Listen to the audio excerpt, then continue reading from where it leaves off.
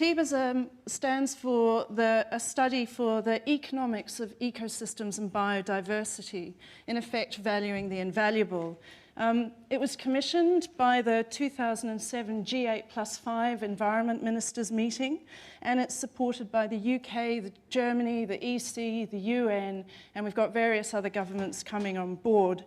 We have over 200 authors contributing to this study, contributions from around the world, and we're producing a number of different reports over the coming 12 months that are aimed at national and international policymakers, at local administrators, at community level, at business and at citizens. In a way, you might like to think of it like in Stern, with the Stern report, mainstream the economics of climate change. And we're trying to do the same thing. We're trying to, going all biodiversity, frog in my throat. We're trying to mainstream the economics of ecosystems and biodiversity. And the reason that we're doing this is that because our whole economic system for the last 25 years just hasn't been valuing nature at all. It just hasn't counted. It's not in spreadsheets, profit or loss statements, or national accounts. We've been treating it as free and infinite. So it's kind of like we've been helping ourselves to stuff off the shelves in a supermarket, but we're not bothering to pay for it, and we're not bothering to restock the shelves. And before you know it, we're all going to be down on the floor fighting over the last, thank you, tree or litre of fresh water. So because of this absence of nature and this kind of blind spot in our cultural and economic psyche, and I think Tony referred to that earlier in his presentation, we've witnessed some very short-sighted decisions and some what we now realize to be very unacceptable trade-offs that have led to grim statistics that we in this room can all reel off in some form or other. So the TEEB study is about using numbers and values to create a paradigm shift. It's about creating levers for change. It's about money talks, whether we like it or not.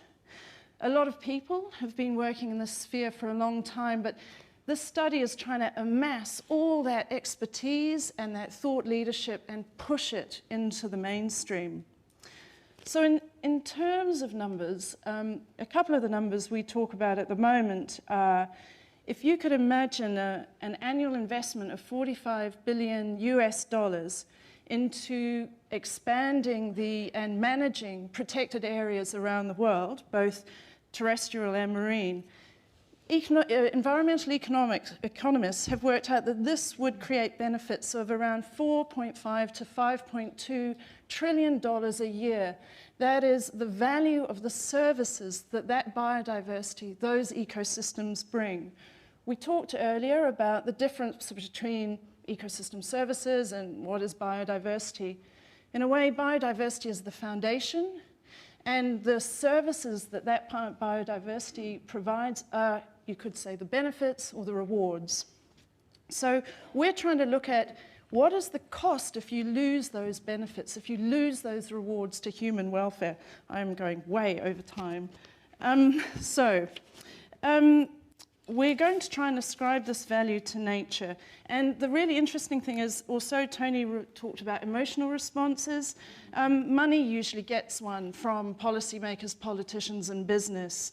And we're seeing people start to get it on this basis. They don't understand biodiversity and ecosystems, but they understand return on investment for investing in ecological infrastructure, or that by investing in protected areas, you're managing and conserving public goods of the nation. And these public goods give you additional ecosystem services, the water we drink, the flood damage prevention from wetlands, etc. And they feel it on their budget sheets when we talk about the costs of inaction, like £1.6 billion to deal with Japanese knotweed in the UK. I like the fact that our study leader, Pavan Sukhdev, who Hugh referred to before, has spent 25 years in the banking industry. And the reason I like this is because he is saying this doesn't work anymore, that things have to change, that GDP has to change to include, among other things, natural capital. And he says it can change, and this is how.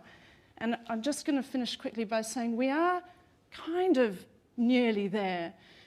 Copenhagen, climate change. If a forest carbon agreement is made at Copenhagen, which includes REDD+, what this will lead to is the establishment of an international framework for the payment of ecosystem services, for rewarding those who are managing our ecosystem assets. That starts the paperwork, the statements of accounts, and so on. So we can start seeing where people are being accountable. We can see if they're restocking the shelves. So I think that with regards to valuing the invaluable, we haven't really got any choice if we're going to make the real decision makers listen. And I even think it might even be extraordinary. So thank you.